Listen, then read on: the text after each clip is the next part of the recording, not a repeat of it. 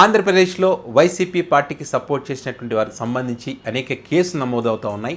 ఆ క్రమంలోనే మరి ఏదైతే సినిమా డైరెక్టర్ ఆర్జీవి కానివ్వండి, అదేవిధంగా పోసాని కృష్ణమురళి, శ్రీరెడ్డి, కొడాలి నాని, వల్లభనేని వంశీ వీరిపైన కూడా రాష్ట్ర వ్యాప్తంగా అనేక పోలీస్ స్టేషన్లో కేసులు నమోదవుతూ ఉన్నాయి. మనతో పాటు సుప్రీంకోర్టు న్యాయవాది నేరేల మాల్యాద్రి గారు ఉన్నారు. వారితో మాట్లాడదాం. ఆర్జీవి, పోసాని శ్రీరెడ్డి వీళ్ళ అరెస్టు ఒక ఆస్పెక్ట్. అదేంటంటే సోషల్ మీడియాలో అసభ్యకరమైనటువంటి పోస్టులు పెట్టి లాంగ్వేజ్ కరెక్ట్గా లేదు, చాలా అబ్యూజివ్గా చేశారు అనేది వీళ్ళ మీద. ఆయన ఎమ్మెల్యేగా ఉండి, మినిస్టర్గా ఉండి, గుడివాడ కొడాలి నాని గారు ఆ స్థితికి లేదా ఆ హోదాకు తగ్గట్టుగా లేడు. ఒక చాలా బాధాకరమైన పద్ధతుల్లో అవమానిస్తూ మాట్లాడాడు. అదేవిధంగా వంశీ ఒకడు, Vijayawada MLA, Gannavaram MLA, Krishna district, వీళ్ళందరి మీద కూడా మనం ఒక విధంగా చూడాలంటే సినీ రంగానికి చెందిన ఈ ప్రముఖులపై కేసులు అయితే నమోదైపోయినాయి. అదేవిధంగా కొడాలి నానికి సంబంధించి ఒక student, some legal concern person Visakhapatnam నుంచి ఒక ఎఫ్ఐఆర్ రిజిస్టర్ చేశారు, ప్రైవేట్ కంప్లైంట్ ఏదో చేశారు.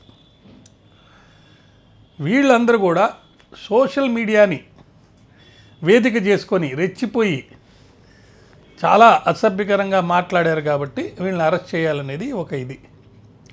సరే, ఒక్కొక్కరికి సంబంధించి ఒక్కొక్క విధంగా జరిగినాయి.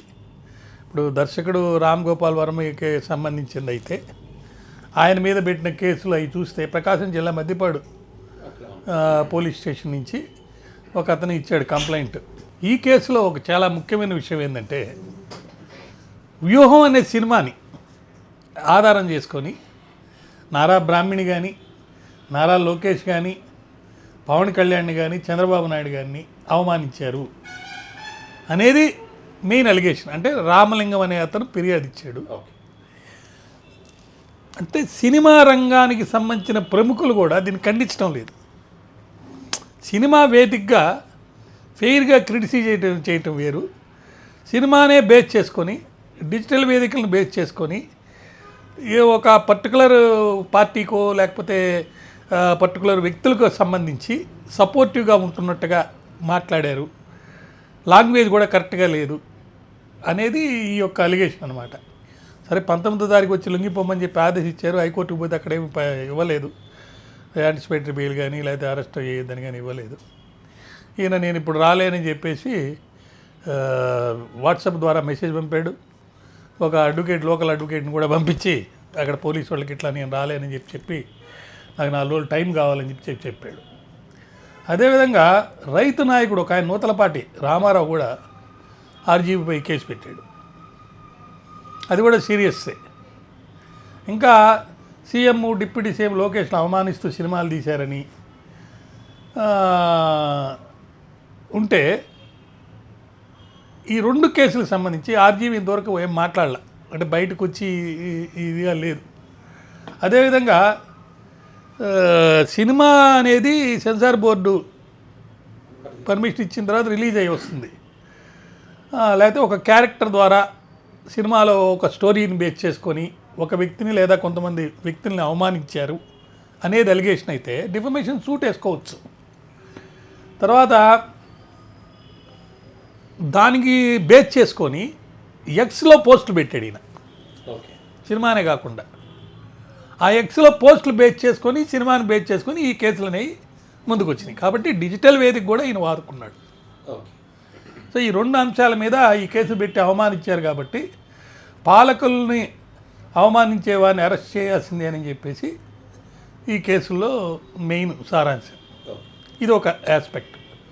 అదేవిధంగా సినీ నటుడు, దర్శకుడు, రైటరు, రాజకీయ నాయకుడు తనకంటూ ఒక పాత్రని, దాన్ని ఆయనే చెప్తున్నాడు, మెంటల్ కృష్ణానో ఏదో అని అన్నట్టుగా ఆయన పైన, పోసాని కృష్ణమురళి పైన కూడా చాలా కేసులు నమోదయ్యాయి.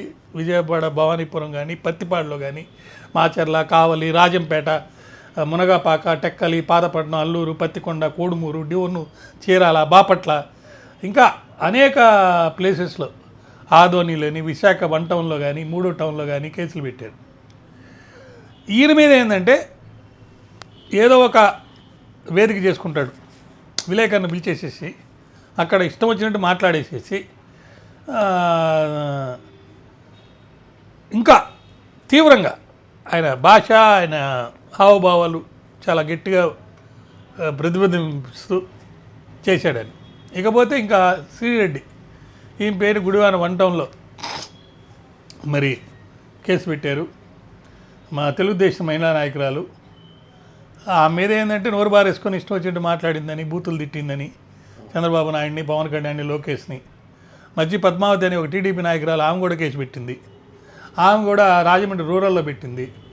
అనంతపురంలో సంగా తేజస్విని అని ఆమె పెట్టింది. ఆమె మరి టీడీపీ నాయకురాలు. ఆమె యూటీబీ కౌన్సిల్కి కూడా ఫిర్యాదు చేసిందనమాట. అయితే ఇక్కడ విచిత్రం ఏంటంటే ఈమె ఎక్స్ వేదిక చేసుకొని క్షమాపణలు కూడా కోరేసింది శ్రీరెడ్డి. నాకు తప్పైపోయింది, ఏదో ఇప్పటికే మా కుటుంబం అంతా బాధపడిపోయింది. అదేవిధంగా అదే లెటర్లో నేను వైసీపీ పార్టీ కార్యకర్తను కాదు, అయినా కూడా నేను చాలా తీవ్రంగా మీకు సపోర్ట్ చేసి మాట్లాడాను. నా వల్ల మీకు నష్టం కూడా జరిగింది లాభం కంటే, దానికి కూడా చింతిస్తున్నానని చెప్పి ఒక ప్రాక్టికల్గా మాట్లాడి తప్పుకొని వెళ్ళిపోవాలని చెప్పి చూసింది. అంటే తాను నేను సభ్యురాలను కాకపోయినా ఇట్లా జరిగింది అనేది. అయితే ఇక్కడ ప్రాబ్లం ఏంటంటే ఆర్జీవీకి నోటీసులు అయినాయి, పోసాని మీద ఎక్కువ కేసులు అయినాయి, సినీ లేఖం ఎలా స్పందిస్తుందని చెప్పేసి అందరూ వేచి చూస్తున్నారన్నమాట. దీంట్లో ఒక విధంగా చెప్పాలంటే పవన్ కళ్యాణ్ గారి రోల్ చాలా ఉంది.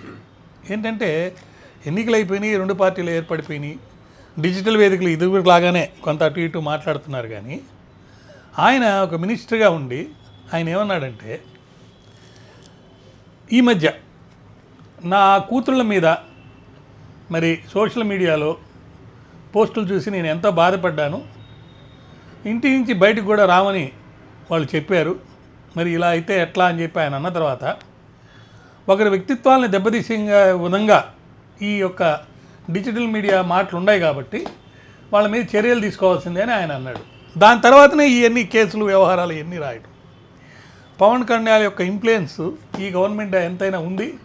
ఆయన ఒక మంచి నాయకుడిగా ప్రోద్బలం చేసి, అంటే ప్రొజెక్ట్ చేసి ఆయన ద్వారా మరి ఇక్కడ మహారాష్ట్ర ఎన్నికల్లో లబ్ధి పొందాలని చెప్పి బీజేపీ కూడా అనుకుంది. అయితే ఇక్కడ ఒక చిన్న ముఖ్యమైన విషయం ఏంటంటే రాజశేఖర రెడ్డి కూతురు షర్మిల కూడా వాళ్ళ తప్పులు ఏదో ఒప్పుకున్నారు కాబట్టి వాళ్ళని వదిలేసేయండి అని చెప్పి వాళ్ళు అడుగుతున్నారు. అట్లా వదలొద్దండి, చట్టం దాని పని చేసుకోవాలి, మేమంతా చాలా బాధపడ్డాము అని చెప్పేసి ఆమె కూడా కోరుతుంది. అయితే ఇక్కడ చాలామంది ఏమంటున్నారంటే మరి తెలుగుదేశం పార్టీ తరఫున, పవన్ కళ్యాణ్ పార్టీ తరఫున, జనసేన తరఫున, బీజేపీలో కూడా చాలామంది ఈ మధ్య కాలంలో ఎన్నికలు వచ్చిన తర్వాత, గెలిచిన తర్వాత రీజన్ రివెంజ్లో భాగంగా కేసులు పెట్టడం కంటే డిజిటల్ మీద వాడుకొని వీళ్ళే ఇష్టం వచ్చిన మాట్లాడి వాళ్ళ మీద ఎందుకు కేసులు పెట్టరు, అంతకుముందు ప్రభుత్వంలో పెట్టిన కేసులన్నీ ఏమైనాయి, వాటి ఒక పరిస్థితి ఏంటి, ఆ కేసులు తీసేస్తారా ఉంచుతారా, ఇలాంటి విషయాలు